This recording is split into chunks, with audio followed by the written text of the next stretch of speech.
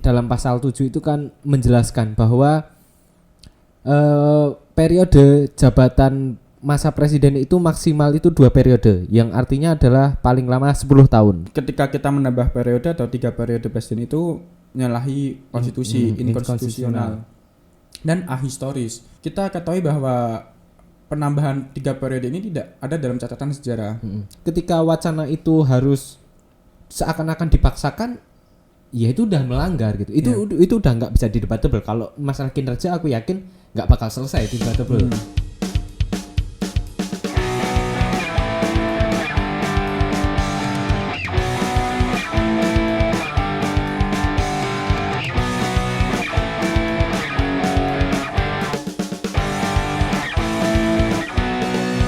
Assalamualaikum warahmatullahi wabarakatuh. Waalaikumsalam warahmatullahi wabarakatuh. Jumpa lagi di Potlaw, podcastnya Lembaga Eksekutif Mahasiswa Fakultas Hukum Universitas Islam Indonesia. Oke.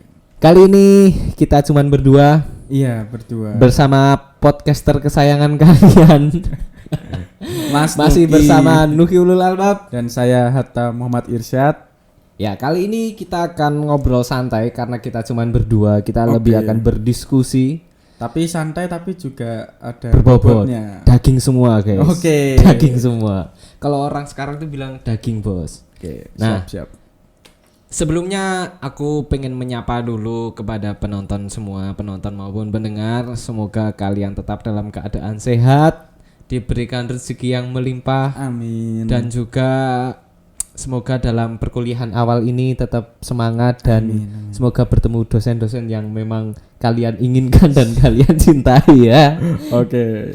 Nah, kalaupun emang belum dapat dosen yang kalian pengenin, sabar, bisa ngulang semester depan.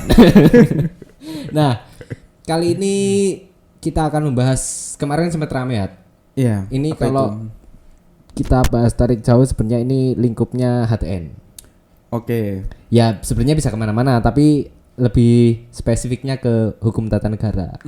Berkaitan dengan presiden kita yang ini sebenarnya bukan dari presiden, tapi ini isu-isu muncul yang sebenarnya belum dikonfirmasi dari pihak mananya gitu. Karena ini mengatasnamakan masyarakat, sedangkan kan masyarakat kan general banget ya. Ada yang organisasi ini ataupun LSM. Itu partai ini. Nah, itu ada suatu opini ataupun wacana lebih ke di era Presiden Jokowi ini pengen menjabat tambahan 1 periode, yang artinya itu 3 periode. Dimana yang sebenarnya itu kan kalau kita melihat konstitusi, undang-undang kita, Undang-Undang Dasar 1945 sebagai undang-undang tertinggi, amandemen pokok dan gak boleh disimpangi, itu kan dalam pasal 7 itu kan menjelaskan bahwa periode jabatan masa presiden itu maksimal itu 2 periode, yang artinya adalah paling lama 10 tahun. Betul. Nah, sekarang kan muncul wacana ingin menambah 1 periode, yang seharusnya kalau menurut amandemen, menurut Undang-Undang Dasar, sekarang adalah periode terakhir. Tapi muncul wacana itu yang kita juga masih belum ada kejelasan. Wacana itu muncul dari pihak golongan mana gitu loh. Tapi yang jelas isu itu udah muncul. Kalau kamu menanggapi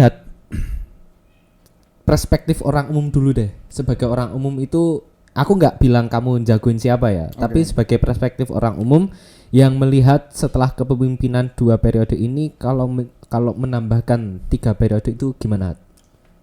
Mungkin kita flashback dulu ya kepada periode sebelumnya Pak Jokowi itu. Gejolak masyarakat tuh tidak bisa kita pungkiri ya. Kita tidak naif bahwa masyarakat pasti menilai ada yang positif, ada yang negatif. Iya, benar. Apalagi ketika pesta demokrasi baru pemilihan itu, mungkin ya ada beberapa hal track record Pak Jokowi yang memang memang bagus. Oleh karena itu beliau alhamdulillah bisa terpilih lagi di periode kedua. Walaupun pasti masyarakat masing-masing dari warga negara Indonesia itu punya catatan sendirilah dengan perspektifnya masing-masing, bahwa presiden ini pasti punya kesalahan, pasti punya hal yang tidak sesuai. Iya, karena lumrahnya itu seorang tuh tidak bisa menyenangkan semuanya Iya, gitu kan. betul. Apalagi sekelas presiden Iya, seperti iya, itu. tentu. Nah, pada periode kedua ini, periode kedua itu 2019 ya. Heeh. Nah, 2019 itu ya pertama kali aku bisa nyoblos itu ya Pak Presiden Pak itu. Presiden. Baru pertama kali udah punya hak suara itu presiden. Ya. Gimana ya? Ada satu hal yang mungkin menjadi catatan yang kurang baik pada periode kepemimpinan Pak Jokowi ini pada 2019 itu. Kita flashback dulu, kan kita 2019 itu awal mulai kuliah. Ya, benar. Nah, di situ kita juga sudah disuguhi bahwa ada RUU KPK. Nah, ini kan cukup viral ya. iya sangat viral lah. Viral sekali. Bahkan menimbulkan gejolak masyarakat dari berbagai golongan. Terutama mahasiswa ya, sampai Iya, turun ke terutama jalan. mahasiswa sampai itu di gedung DPR RI Iya. itu yang benar-benar lumayan Chaos lah, chaos. Oke. Dari situ sebenarnya sudah menjadi catatan bahwa dalam periode kepemimpinan Pak Jokowi yang saat ini, periode kedua ini, ketika pembuatan suatu produk hukum, undang-undang itu dalam sisi formil itu sudah bisa diberikan catatan bahwa sisi formil ini cacat, Mas Nuki. Kita buktikan saja pertama di undang-undang KPK dan tidak hanya di formil saja material substansinya, bahkan itu substansinya juga menimbulkan polemik dari golongan masyarakat. Entah kenapa hal tersebut walaupun sudah timbul pertentangan dari berbagai golongan, akan tetapi hal tersebut masih dilumrahkan. Oh, dilumrahkan. Seperti ya jalan aja gitu loh dari pemerintahan ini. Itu sih, dan itu yang pertama. Selanjutnya kita menginjak ke 2020. Itu kita disuguhkan dengan ini Omnibus Law. Omnibus Law juga ya. Undang-undang Cipta Kerja itu yang sebenarnya kontroversi juga, sangat menuai kontroversi. banyak polemik juga. Ya, dari berbagai golongan, dari akademisi, mahasiswa, buruh, terutama pekerja-pekerja itu yang memang tidak setuju dengan adanya undang-undang Cipta Kerja yang undang-undang yang dibuat omnibus itu dengan metode omnibus itu. Karena sebenarnya kan setauku ya, sependek pengetahuanku, Indonesia itu belum mengenal metode omnibus law. Ini baru pertama kalinya. Iya, kan? dan sependek pengetahuanku juga di Indonesia belum benar-benar memahami apa itu omnibus law. Kalau kita flashback dulu Mas Nuki, kita flashback terus ya nih pokoknya. Mas Nuki mungkin masih mendengar gagalkan omnibus law, hentikan omnibus law, seperti cabut omnibus law. Sebenarnya bukan omnibus law-nya yang harus dicabut. Omnibus law itu metodenya. Bukan undang-undangnya. Undang-undang yang harus dicabut itu ya undang-undang Cipta Kerja itu. Ciptaker kan. Cipta lapangan kerja. Ya, cipta. Atau cipta biasanya kerja, kalau orang yang agak sensitif bilang undang-undang cilaka. Nah, ya dulu tuh memang setahuku ya, sependek pengetahuanku emang Cipta Lapangan Kerja, tapi karena singkatannya kok cilaka itu kemungkinan diganti jadi Cipta Kerja. Nah, di situ mungkin pandangan dari pemerintah, Bapak Presiden dan Dewan Perwakilan Rakyat Republik Indonesia itu mungkin berpandangan bahwa kita saat ini harus meningkatkan investasi karena sependek pengetahuanku yang ada di Undang-Undang Cipta Kerja ini adalah bagaimana mendorong investasi di Indonesia. Investor ya? Ya, betul. Baik asing ataupun dalam negeri tapi lebih mengarah ke asing asing ya sebenarnya. Ya. Nah, di situ sebenarnya ada sisi baik dan buruknya. Tapi untuk penduduk sendiri, warga negara sendiri itu malah banyak buruknya, Mas Tukim. Nah, di situ kan kita nggak terlalu jauh ya membahas Undang-Undang Cipta Kerja ini. Nah, di sini kita ketahui bahwa pembuatan produk hukum pada periode kedua ini sebenarnya lebih banyak substansi yang cacat juga material. Apalagi kan kemarin Mahkamah Konstitusi sudah menegaskan bahwa dalam undang-undang ini secara formil itu sudah salah, sudah diputuskan kan. Tapi itu juga timbul polemik dalam Mahkamah Konstitusi ini. Ketika sudah diputuskan tersebut, tapi undang-undang ini masih berlaku, tetap jalan. Masih jalan. Ya dianggap angin lalu berarti. Iya. Seperti halnya KPK menuai kontroversi Betul. tetap jalan. Omnibus Law kontroversi tetap jalan. Di sini kan juga sebenarnya berdampak kepada pemerintahan daerah. Pemerintahan daerah kan itu Undang-Undang Cipta Kerja ini menyasar kepada buruh dan karyawan seperti itu Iya, kan. iya. Buruh dan karyawan itu banyaknya di daerah. Iya. Nah, di sini pemerintah daerah kadang bingung mau melanjutkan pembuatan produk hukum di Pemda ini bagaimana. Kita ketahui bahwa Undang-Undang Ciptaker ini catat secara formil diputuskan oleh MK, tetapi kenyataannya tetap berlanjut. Jadi nggak sinkron gitu antara pusat dan daerah. Ya, betul. Nah, di sini kita sebagai catatan bahwa periode tahun 2020 Pak Jokowi ini menuai kontroversi dalam segi produk hukum. Nah, mungkin ditambah dalam penanganan pandemi ya, karena 2020 kita sudah pandemi. Benar. Di sini kadang aku ingat yang polemik itu pada PPKM darurat. Kebijakan PPKM darurat ini waktu itu kan masih kayak simpang siur ya. Kayak tarik ulur lah. Bagaimana sebenarnya penerapannya, bagaimana di daerah, apakah daerah punya kebijakan tersendiri, karena waktu itu aku mengalami sendiri bahwa ketika PPKM darurat, daerah-daerah itu yang aku temui tidak semua memiliki kebijakan yang sama. Aku di daerah A, tetapi pada daerah B ternyata lebih ketat. Ketika di daerah A lebih longgar, di daerah B ketat. Padahal itu masih ada waktunya PPKM darurat di situ. Nah, itu 2020 ya. Menginjak 2021 mungkin kita undang-undang Mahkamah Konstitusi kalau tidak salah itu. Tapi aku kurang paham tentang undang-undang Mahkamah Konstitusi yang mana sebenarnya secara formil dan materi itu masih ada kesalahan. Dan ada undang-undang P3 pembentukan peraturan perundang-undangan seperti itu. Jadi dapat disimulkan bahwa janganlah kita mencoba mendorong presiden ini tambah periode atau tambah masa jabatan. Sedangkan pada produk hukum kita sebenarnya masih banyak kewalahan, masih cacat. Benar. Dan yang tadi benar Mas Nuki sebutkan bahwa ketika kita menambah periode atau 3 periode presiden itu menyalahi konstitusi, inkonstitusional dan ahistoris.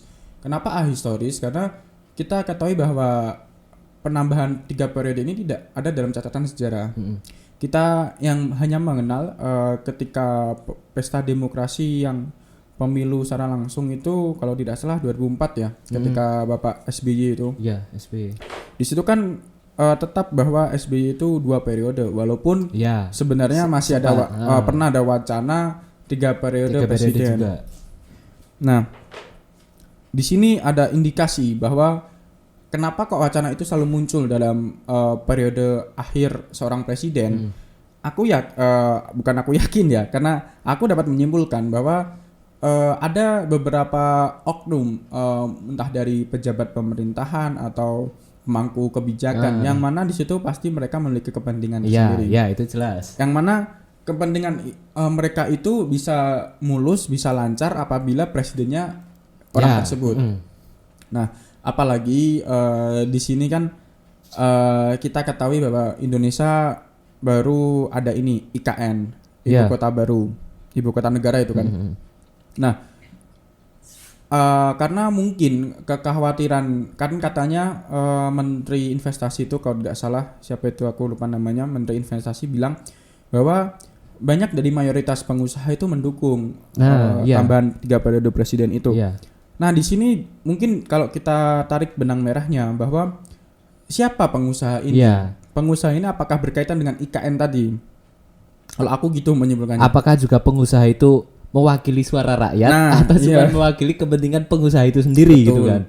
Karena kan bisa jadi ketika presidennya nanti pada 2024 itu baru, nantinya apabila presiden itu tidak setuju atau ada polemik dengan IKN tadi, bisa jadi timbul problematika lagi di IKN itu, akhirnya menimbulkan kerugian banyak. Yang terutama negara juga pasti rugi. Karena ribet, karena regulasi baru, kontrak baru, perjanjian baru dan lain sebagainya. Nah, tapi oke lah, mungkin kalau kita bicara masalah kinerja itu debatable. Karena pasti ada pihak yang, di tempat saya pembangunan bagus, saya bisa ini bisa itu. Tapi di sisi lain apa kok kayak gini? Nah, yang kita sebutkan tadi itu teman-teman itu highlight. Iya. Polemik yang besar yang muncul gitu loh di saat tahun-tahun itu. Nah, tapi menurut aku ada satu hal yang itu emang nggak bisa di-debatable. Karena kita negara republik yang punya amandemen undang-undang dasar yang itu adalah undang-undang dari segala undang-undang, puncak hierarki peraturan di Indonesia. Nah, itu menurut aku udah kita nggak bisa mendebat itu. Karena di dalamnya udah dijelaskan, udah disepakati bersama dalam pembuatan itu dan juga harus dipatuhi dari segi rakyat, pemerintah dan juga yang punya jabatan, pemangku jabatan betul. juga pemangku kepentingan, baik itu pengusaha atau siapapun, asing ataupun enggak ya. Kita di rumah sendiri kita punya undang-undang yang nggak boleh sama sekali dilanggar. Kalau kita melanggar namanya inkonstitusional. Nah, itu ya kembali lagi ke Undang-Undang 1945 amandemen keempat ini. Undang-undang dasar. Yang pasal 7 bahwasanya maksimal 2 periode itu udah jelas. Atau 10 tahun. 10 tahun itu udah jelas. Ketika wacana itu harus seakan-akan dipaksakan, ya itu udah melanggar gitu. Itu udah nggak bisa debatable. Kalau masalah kinerja aku yakin nggak bakal selesai debatable. Tapi kalau tentang amandemen sebagai aturan dasar acuan, ya udah nggak bisa debatable gitu. Ibaratnya kalau kita sebagai seorang muslim, ya kalau mau ke Islam ya syahadat, itu udah nggak bisa debatable gitu. Karena itu udah aturan yang rinci gitu, nggak bisa diotak-atik. Nah, tapi bedanya kalau mungkin ini kalau analisis aku yang jauh ke sana ya. Tapi semoga aku juga berharap ini enggak. Karena ini menurutku akan menimbulkan polemik-polemik baru juga. Ketika misal wacana 3 periode ini akan tetap dipaksakan. Maka yang terjadi adalah yang pertama harus mengubah undang-undang itu lewat amandemen. Amandemen itu enggak gampang. Yeah. Harus sepertiga itu harus diusulkan oleh MPR. Dan itu harus tertulis. Kemudian juga harus didatangi oleh 2/3, dihadiri oleh 2/3. Sedangkan kita tahulah untuk mencapai suara itu tuh nggak gampang. Dan akan menurutku juga kedepannya seandainya pun itu terjadi ketika di amandemen, ini kan akhirnya berhasil nih 3 periode. Ini untuk periode-periode selanjutnya, ini juga akan polemik lagi gitu loh. Mesti periode selanjutnya, pemimpin selanjutnya juga pengen banget untuk ya saya juga kalau bisa 3 periode dong gitu. Betul. Dan itu berpotensi abuse of power. Yeah. Jadi pejabat yang pemangku jabatan yang memiliki kekuasaan lama itu berpotensi akan melakukan istilahnya kayak penyalahgunaan wewenang. Yeah. Bisa dalam bentuk apapun. Sebenarnya kita bisa mengacakan kita itu udah punya cerita kelam masa lalu lah. Di mana kita pernah presiden yang lama sekali menjabat dan itu terbukti nepotisme, KKN, korupsi, kolusi itu udah terbukti gitu loh sampai sekarang. Dan kalau seandainya pun ini tetap dipaksakan, ya ini menurut aku udah gejala-gejala itu. Gitu. Karena semakin lama pemimpin berada di tahtanya, ya akarnya akan semakin kuat. Dan semakin lama akan semakin susah. Dan itulah mengapa menurutku alasan kenapa pasal 7 itu mensyaratkan hanya 2 periode. Karena kalau tidak dibatasi ya konflik terus jelas akan lebih banyak gitu loh.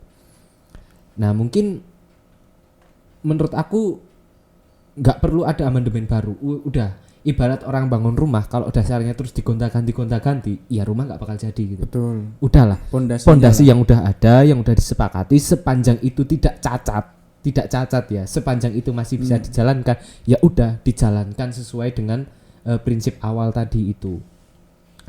Terus juga begini ya, ini kan kalau dari awal munculnya isu ini kan muncul dari yang aku bilang tadi, kita nggak bisa menganalisis nih, ini muncul dari golongan mana, benarkah dari suara masyarakat atau cuman dari segelintir golongan. Nah kalau yang aku sempat baca, ini awalnya itu muncul dari opini pasang baliho atau banner. Sebelum di sosmednya, mesti sosmed itu yang pertama, tapi muncul fisiknya itu banner yang tagar 2024 bareng Jokowi ya. Manut Jokowi. Nah itu aku membaca pertama juga ada di Surabaya, tapi katanya udah sampai Jogja juga ya. Iya, kemarin aku pernah lihat. Oh, kamu pernah lihat sendiri ya? Iya, lihat sendiri. Wah, gokil. Di Jalan Solo itu dekat UIN itu ada 2024 Manut Jokowi. Manut Jokowi. Nah, sebenarnya itu menurut aku juga ada dua persepsi. Yang pertama itu antara itu emang suara rakyat atau itu by design, yang artinya itu dibuat seakan-akan itu suara rakyat. Jadi ada segolongan, entah aku menyebutnya organisasi atau perkumpulan orang yang memiliki kepentingan dan tujuan tertentu yang membuat itu jadi seakan-akan itu adalah kemauan rakyat, suara rakyat, sedangkan rakyat tidak menghendaki itu gitu loh. Dan menurutku emang by design gitu loh. Terus menyangkut tadi IKN, ya memang sepelik itu gitu.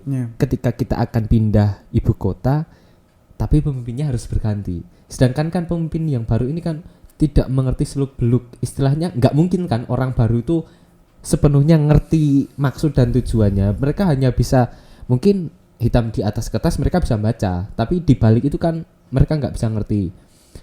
Tapi juga menurut aku itu juga bukan alasan untuk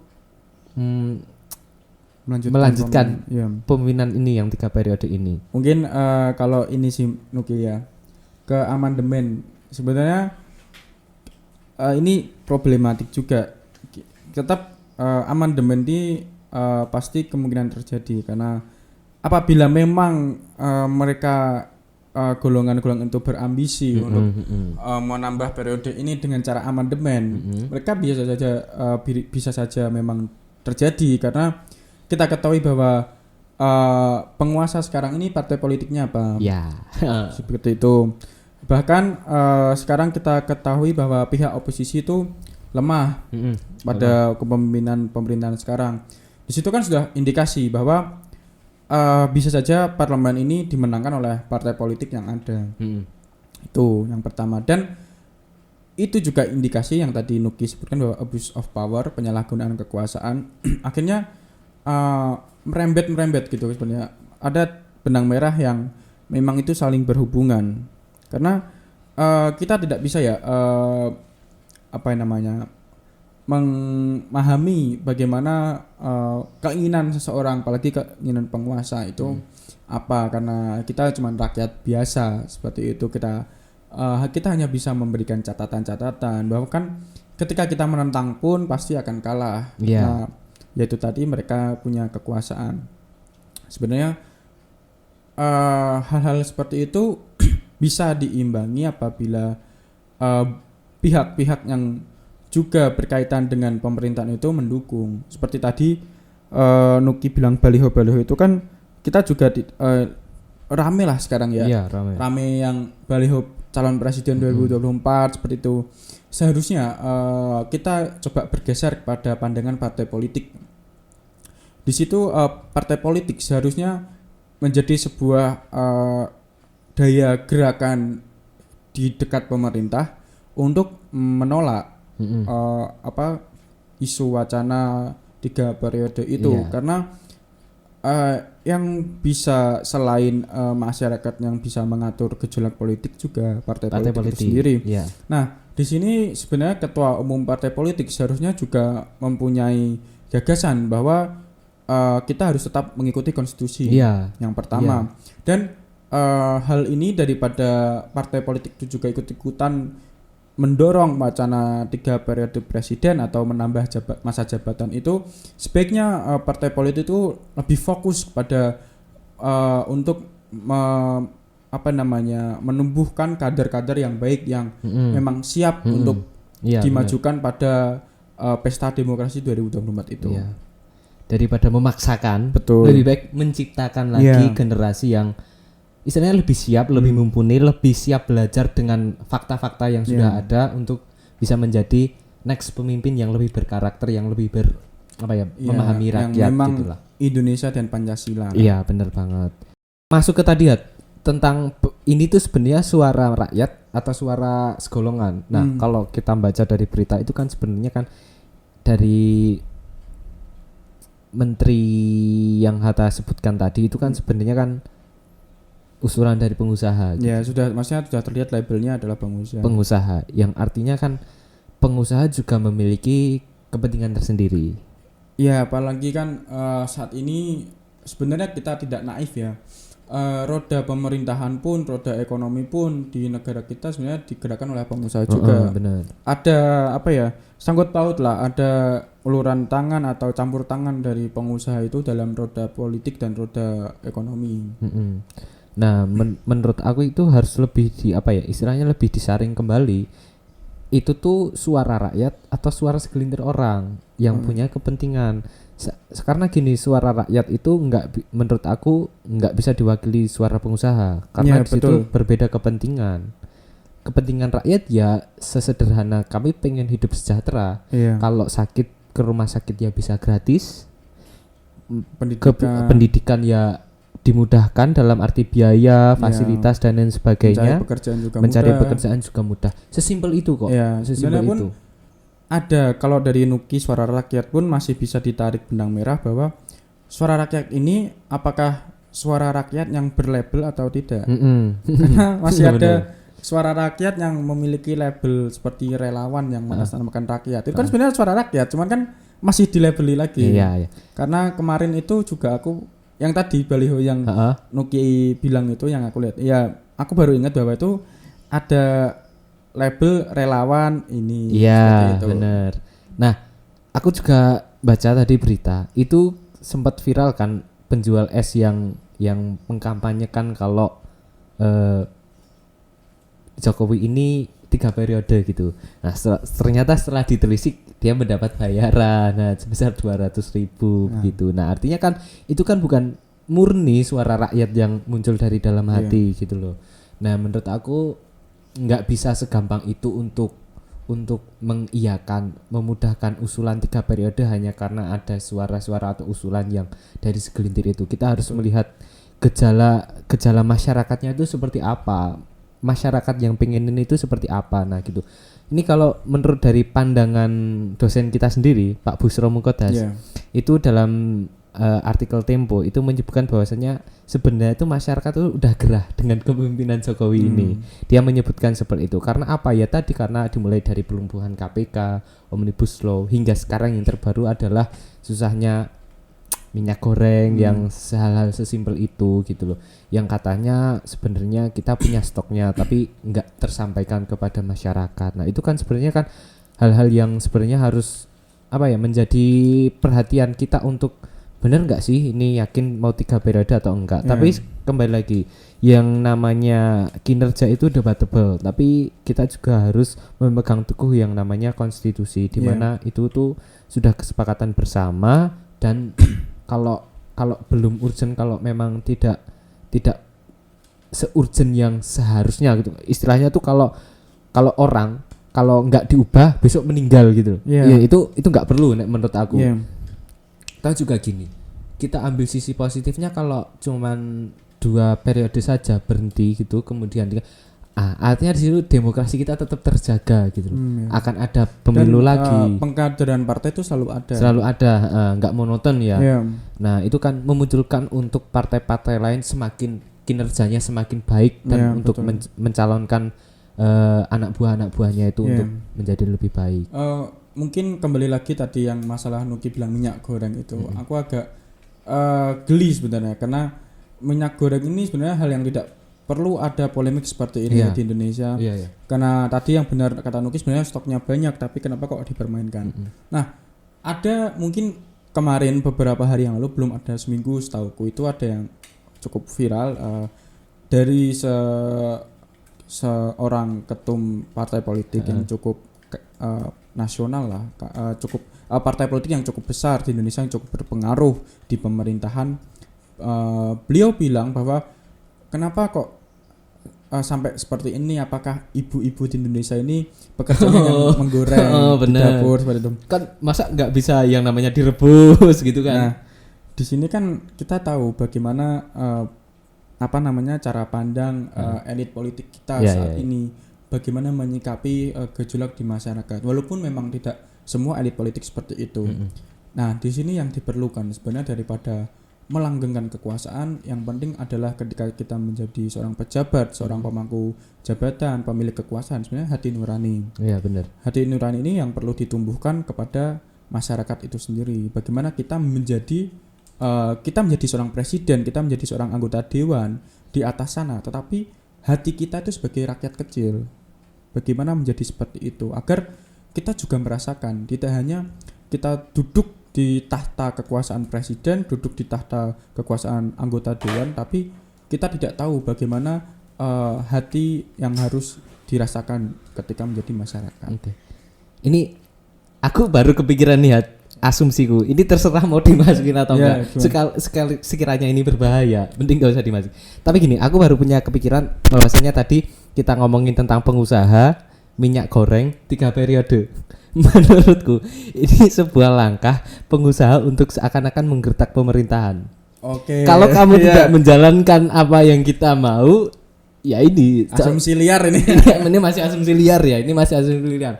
Kalau dari aku mungkin pikiranku sih kayak gitu, sesederhana mungkin ini sebuah kayak threat ancaman dari para pengusaha untuk ya ini mauku, kalau enggak ya kita juga bisa istilahnya perang dingin gitu loh. Kita mungkin sekarang pengusaha minyak, besok ya mungkin. Ya sebenarnya hal seperti ini nggak apa-apa Mas Doke, yang artinya akal pikiran rakyat kita masih berjalan. Jadi kita tetap bisa memantau kinerja pemerintah lah seperti itu. Karena ya kita bebas berasumsi gitu. Juga, Mas Doke. Aku baru kepikiran gitu aku nyambung soalnya kita ngomongin pengusaha, suara pengusaha dan rakyat. Minyak goreng lah sekarang 3 periode. Ini kok ada kesinkronan menurutku gitu. Nah, ya tapi husnuzonnya semoga tidak begitu, begitu dan semoga masalah ini cepat terselesaikan. Nah, mungkin teman-teman yang mendengar ataupun menonton podcast ini punya asumsi tersendiri. Baik kalian setuju atau enggak ya itu kembali kepada opini kalian masing-masing. Tapi kalau aku sebagai anak yang bukan anak sih, lebih orang yang mempelajari ilmu hukum itu ya yang namanya konstitusi itu harus benar-benar dijaga dan dirawat gitu. Bukan karena hanya hawa nafsu politik yang menggebu-gebu terus kita sampai akhirnya mengubah landasan jalan kita, dasar-dasar kita itu harus diubah. Itu menurut aku pengorbanan yang enggak logis lagi buat aku gitu loh. Betul. Nah, mungkin kalau Hatta ada sedikit tambahan. Mungkin sebagai kita ya, mungkin aku dari cara pandang mahasiswa karena aku juga mahasiswa hukum. Yang penting ini teman-teman, buat teman-teman yang nonton atau dengerin Potlau ini bahwa kita sebagai mahasiswa paling tidak ketika kita sudah mungkin kita tidak punya uang, kita tidak punya apa, yang penting jangan sampai kehilangan idealisme teman-teman sebagai mahasiswa. Jangan mudah untuk terbawa ke salah satu pihak, mungkin entah partai politik atau partai atau organisasi yang sedikit mengarah kepada suatu hal yang berbau politik. Jadi kita ini mahasiswa, kita itu pemuda-pemudi yang akan menggantikan orang-orang yang sekarang sedang menjabat. Jadi aku hanya berharap bahwa kita tetap punya idealisme yang kita pegang teguh seperti itu. Jadi kalau ada yang emang baik ya kita apresiasi, tapi kalau ada yang kurang ya kita kritisi gitu. Sampai benar-benar kritis, sampai benar-benar kalau bisa ya mudah-mudahan bisa menyelesaikan masalah-masalah itu. Nah, terus di awal tahun 2002 ini juga banyak banget polemik-polemik yang kita udah hampir selesai pandemi terus dihajar yang namanya komoditas perdagangan yang minyak goreng ini, entah kedepannya seperti apa. Itu ya semoga aku tetap berhusnuzon untuk kepada pemerintahan kita untuk selalu mendukung. Udah gimana caranya ini sebagai tugas negara ya silahkan diselesaikan dengan baik. Saya sebagai rakyat yang mendukung upaya-upaya itu, tapi saya sebagai mahasiswa juga wajib untuk mengkritisi hal-hal seperti itu. Mungkin 2 tahun lagi lah, 2024, di mana nanti ditentukan demokrasi Indonesia ini akan mengarah kemana. Ya kita lihat nanti ya 2024. Hanya waktu yang akan bisa menjawab ini nampaknya. Nah, mungkin buat teman-teman obrolan kita yang diskusi ini sebatas opini kita. Betul. Sebatas basa-basi kita, asumsi ya. Itu semoga menambah wawasan buat teman-teman yang belum tahu menjadi tahu, yang akhirnya tahu mungkin bisa lebih kritis, bisa lebih mengawal konstitusi kita. Yang mungkin lebih tahu dan kita kurang mungkin bisa mengkritik dari kita sendiri. Nah, di kolom komentar kalian bisa tuliskan apa aja yang seandainya kalian punya opini lain boleh banget ditambahkan. Seperti ini. Ada yang keliru pada dasar atau bagaimana diberikan komentar saja. Silakan. Nah, kita juga mewakili seluruh kru yang bertugas seluruh teman-teman Medcom terutama Medcominfo, dan juga Lem FHUII, kita mohon pamit undur diri karena pekerjaan kita sudah sampai saat yang ditentukan. Kita tidak mau menambah-nambah lagi. Kita Abuse of power nanti. kita memberikan ruang kepada teman-teman yang lain, adik-adik tingkat Untuk kita melanjutkan. untuk berproses. Nah, mungkin bila ada salah kata, salah tindakan, salah ucap dari saya rekan-rekan Medcom dan juga Lem kepada teman-teman semua atau kepada halayak umum, Ya. kami mohon maaf yang sebesar-besarnya, hanya untayan maaf yang bisa kami Ya, ucapkan. mungkin juga dari pembahasan kita ada yang keliru, ada yang nggak jelas, mungkin cuman ngobrol ngalor ngidul tapi nggak ada manfaatnya, ya mohon dimaafkan sebesar-besarnya. Ya, kita juga manusia yang terus belajar. Untuk pendengar podcast jangan takut, kemungkinan besar ini akan tetap berlanjut di periode berikutnya. Harus Dengan gebrakan-gebrakan baru dan juga semangat-semangat baru, Ya. inovasi baru tentunya. Nggak gini-gini Iya, aja. nggak gini-gini aja. Nah, kalian mungkin bisa komen, kalian di periode selanjutnya pengen yang lebih apa? Nuansa Iya. lebih hangat, lebih lucu, lebih komedi atau lebih menjurus kepada Hilmi. Gimana? Oh, lebih rebel lagi. Mungkin bisa ya. Silahkan itu kita Bebas, menyesuaikan ya. kalian karena kita ingin menjadi teman diskusi kalian yang berkaitan dengan ilmu-ilmu hukum kita yang Oke. sudah kita pelajari. Ya, Nah, betul. itu aja dari kita. Semoga semuanya tetap sehat dan dalam kondisi yang baik-baik saja. Terkait segala masalah yang sedang terjadi di negara ini, semoga kita doakan cepat selesai. Amin, amin.